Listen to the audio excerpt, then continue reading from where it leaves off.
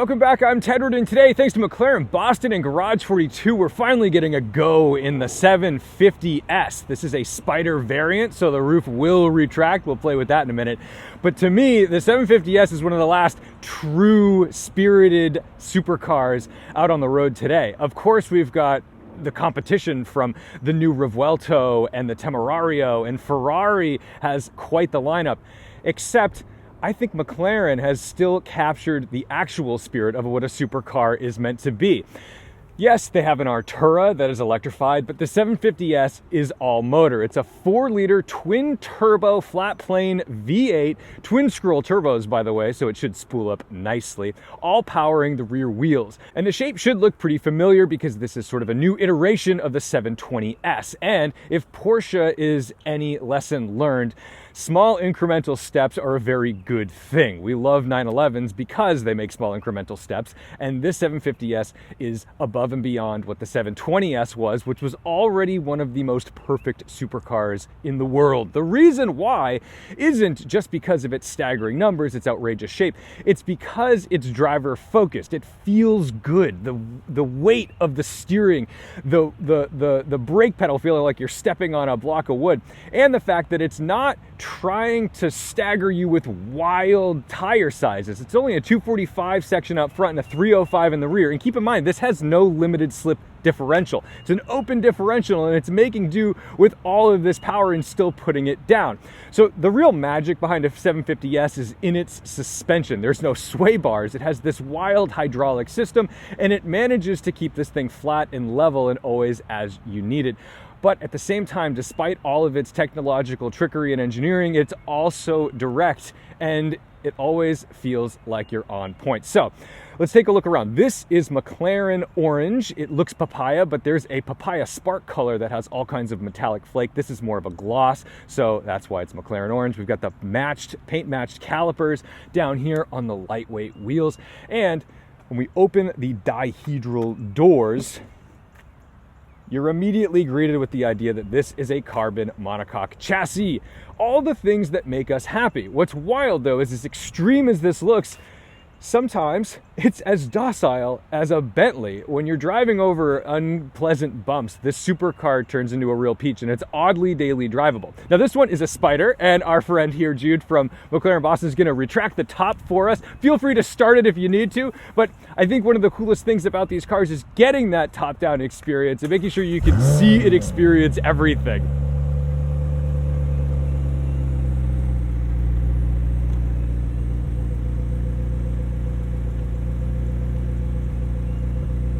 That is fantastic. And he'll leave that running to keep it warmed up. But one of the best things about these cars is they've got so much visibility, which is not something we often get to say in a mid-engine supercar. But these flying buttresses have glass. You can see through them. And then the look of this completely transforms. And fortunately, with the top up or the top down, it's still just as exciting either way.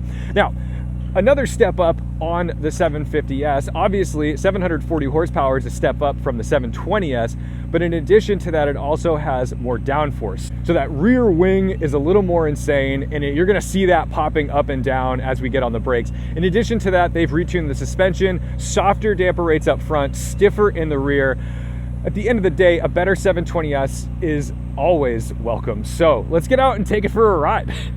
The rear of this car is absurd. The exhaust coming straight out there. I'm sure if someone was behind us, you'd see flames. And then down here, you can see that gearbox, that 7-speed dual clutch right out the back. Let's see. If you're curious, there's a big door handle right in here. You press that, pops this up. Oh. We've got our seat controls down here. That was a learning curve for me.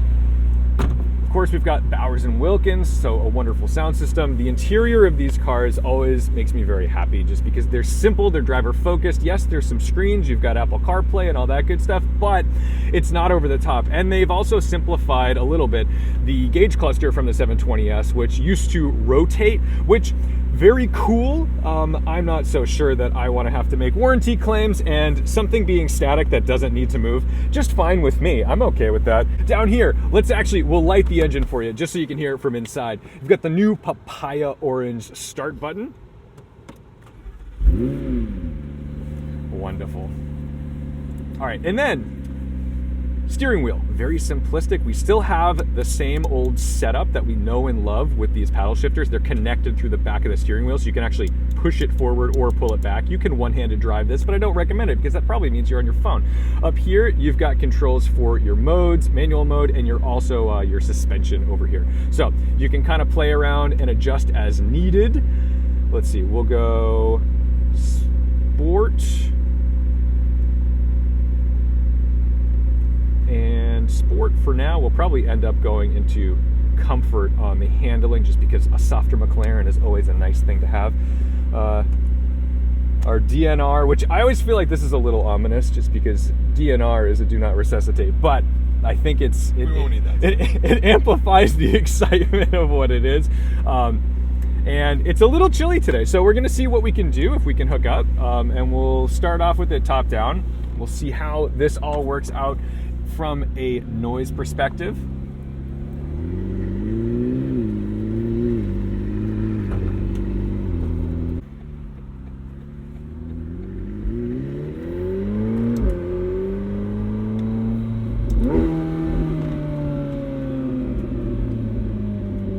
Make sure we've got a little bit of runway. Oh, the timing is just impeccable.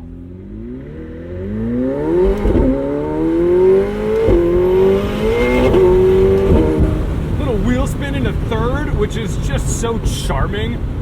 That's the nice thing about these cars, is you can actually get into them a little bit, and we'll put this little rear glass up, see if that helps with some of the wind.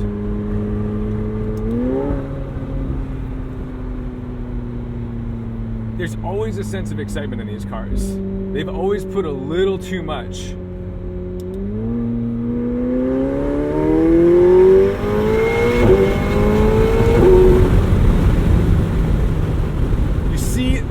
Massive wind coming up to help us slow down, and there's just very few cars that have this kind of charm in the modern era. Even Lamborghini's gearboxes have settled down dramatically. Every gear shift is intense. It makes you know that you're going into the next just as hard as you want it to. Oh, the little cracks.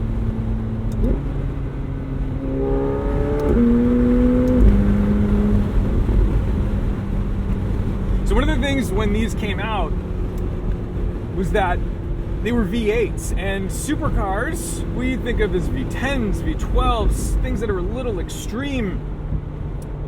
This has really transcended the age of electrification and all of the crazy emission standards. Like, we're just getting better and better here.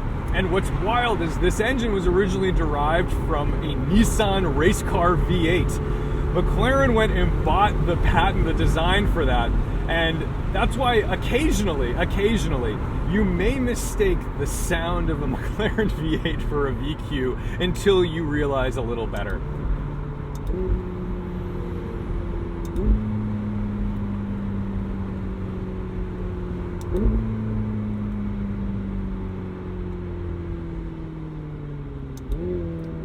We are not subtle today, Jude. We are as not trying to be bright as we can. I know, that's the fun thing. Boring. Subtle is boring.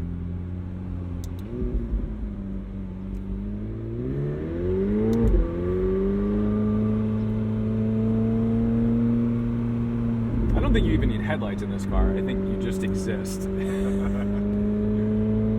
noise is there. It's so good. So if they don't see you coming, they'll hear you.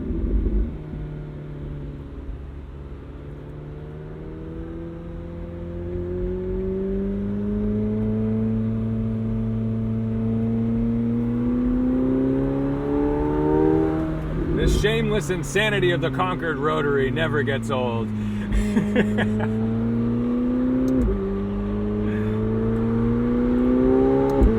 But luckily, you're never really worried if someone saw you coming.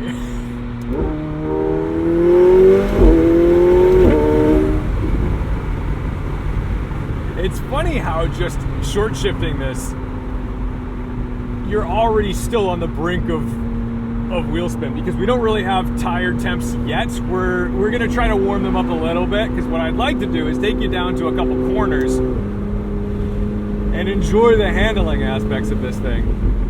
What's fascinating about McLarens though is just how easy they are to drive, and how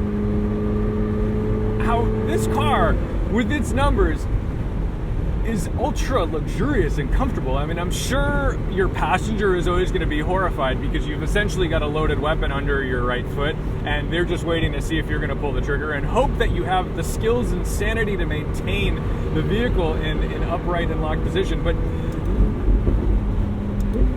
it doesn't have the extreme nature of, say, a 600 LT, which is by far my favorite McLaren. But it definitely has the speed of a tuned 600 LT.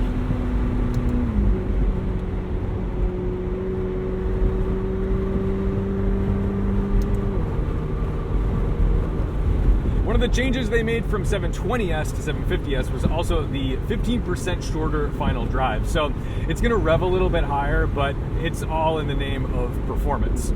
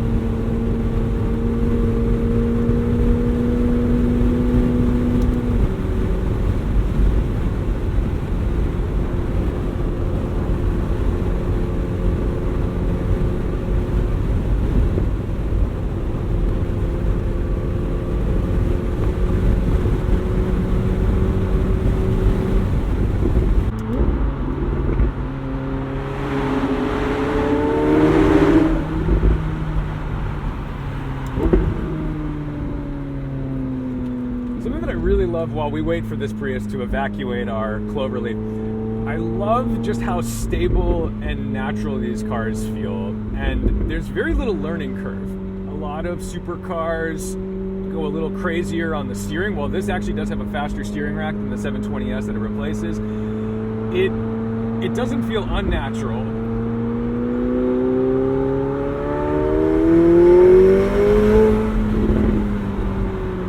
Maybe we'll get lucky on the next round, but it's amazing how quickly you can just jump into a McLaren if you have a reasonable amount of car control and just feel completely confident in placing the car, in adjusting its weight transfer, and using this throttle. I mean, this is a ridiculous amount of power for most people to be fiddling with. And man, we are just not gonna luck out today, are we?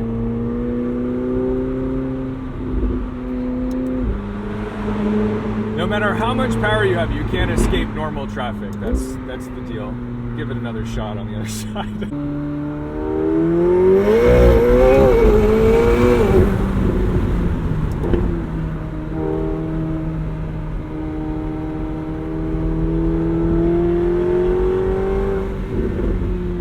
This little pull on stock tires over 1.1 G in a corner, which is just such a staggering number to think about.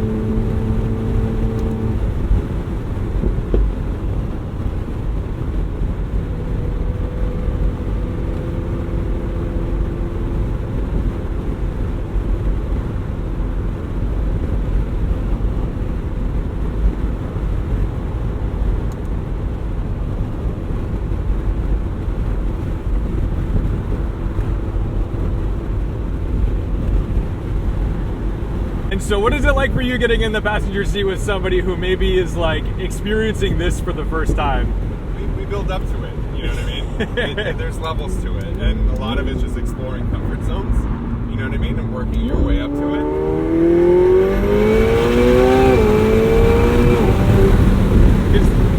But it's so easy, you know what I mean? So it's accessible. It's so accessible. So there's no one behind us. I just want to get into these a little bit. I love watching that come up.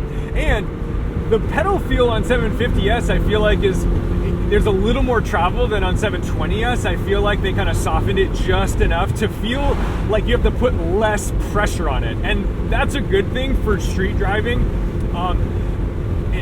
McLaren's brakes, kind of like Porsche brakes, but even more old school feeling, require force, like actual force. And while they're not as crazy as like a manual race brake, you still have to put a little more into it than you might think. And I do think that some people are caught off guard by that sometimes, where they're like, whoa, like I actually have to stand on this. And it is a good thing, but it is a thing you have to think about.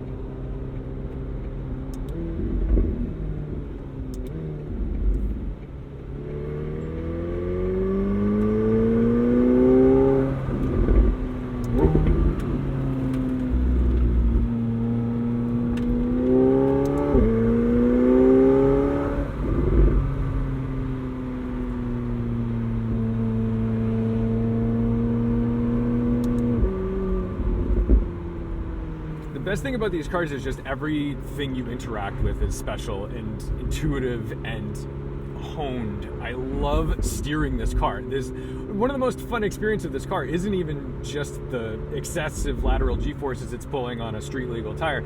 It's that the amount of force and the feedback I get from the front of the vehicle, it's translated directly through my fingertips to a way that I know exactly what's going to happen, and as it's happening, it's telling me. So I never feel like I'm behind the car, which would be excessively dangerous in a car that is this fast. You do not want to have this kind of alacrity without knowing what's going on at that exact moment. You need to be able to interact with the moment at hand and not be behind it. Otherwise, things could get mixed up. And while, yeah, we do have like a very advanced traction control system and stability system, you don't want that to be the reason why you made it home. It should be the fact that you felt and adjusted.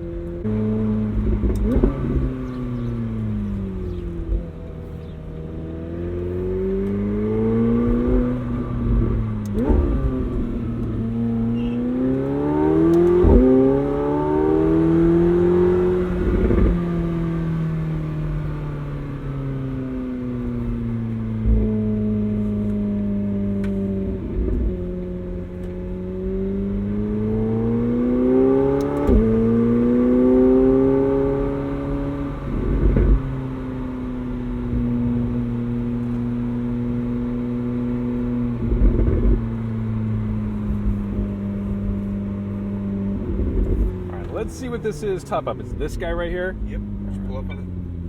Pull up like you're closing a window. Got it.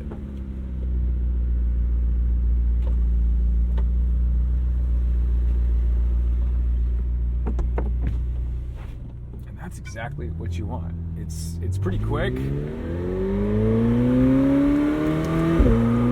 All right, so then we'll go windows up and we'll put this little rear glass down, which is basically my favorite thing. Is it already down? Yep. Oh, it is. Okay.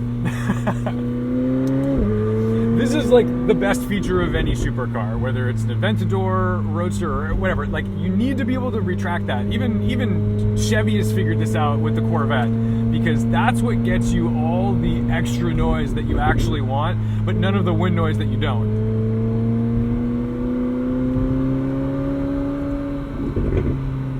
I cannot believe how well this moves down this street. This is one of the most miserable roads in my Honda. And this, even in a Bentley Continental I was in the other day, I was like kind of put off.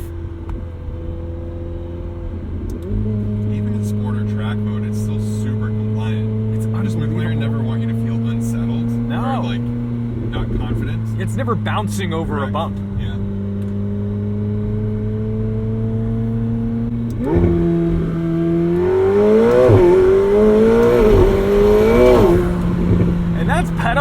it's like slowly easing into it and just kind of figuring out where that traction is going to break. The beautiful thing is the car never gets twitchy. You can definitely tell there's some wheel spin, but it's not getting away from you, and it's not tossing the car sideways. It's always sorted. Magical stuff.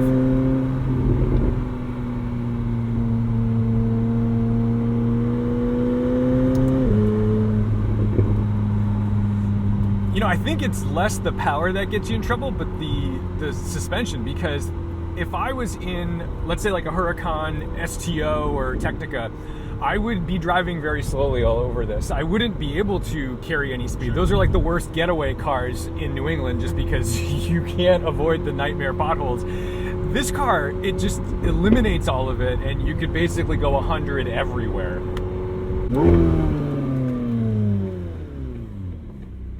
Yeah, it's terrible, isn't it?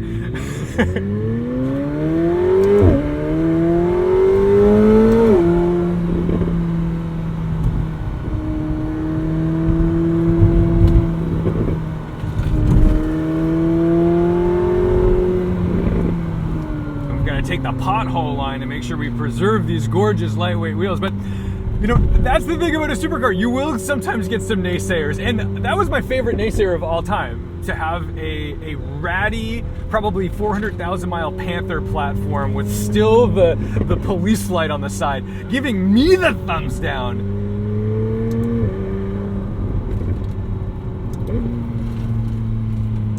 That's a wide line, buddy.